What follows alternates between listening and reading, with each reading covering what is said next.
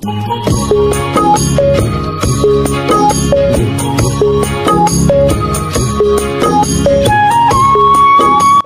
আলাইকুম।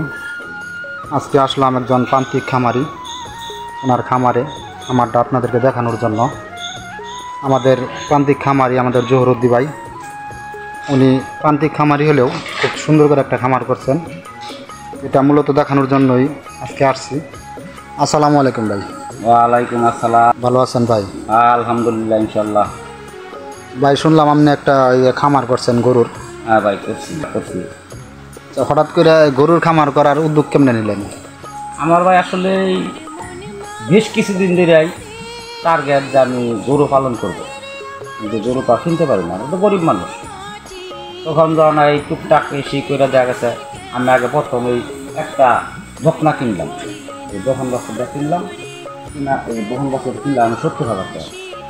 কিনা সেটা দেখা গেছে আমি পালন করতেছি। বহন আবার গাব গেলে পরে এই গাবের অর্ধেক গাব পর্যন্তই দেখা গেছে, অর্ধেক সময় যাওয়ার সময়ই দেখা গেছে আমি আরেকটা বকনা কিনলাম। বড় গরু নিয়ে 5টা? হ্যাঁ ইনশাল্লাহ। আর ছিল আরও 2টা ঈদের মধ্যে বিক্রি করছি। এদিকে আপনার ওই যে কিনা নাকি ওটির বাচ্চা? ওই কিনা, কিনা, কিন্তু বাচ্চা আমি ঈদের মধ্যে 2টা বিক্রি করে আলাইছি। ওদিকে প্রথম যে এই বকনাটা কিনছি, এদের পেটর থেকে একটা বাচ্চা হয়েছিল, ষাঁড় বাচ্চা। তারে আমি 17-18 মাস পাইলা দেখা গেছে আমি 1,56,500 টাকা বিক্রি করে দিচ্ছি। এই রমজানের এই কুরবানিতে বিক্রি করেছি। ইনশাল্লাহ মোটামুটি ভালোই চলতেছে ইনশাল্লাহ। ঘরটা কত ফিট দিয়েছেন? গড়টা আছে 28 ফিট বাই 18। আপনার গরু কি অসুস্থ হয়? গরু অসুস্থ বলতে আমি তো 3 বছর ধরে গরু পালন করতেছি। আরও এই গরুর আগে আরও আরেক সেট গরু ছিল, ওই গরুটির মধ্যে অসুস্থ বেশি ছিল বেশ। ওই গরুটির ভিতর থেকে আমার 3টা বাচ্চা মারাও গেছে।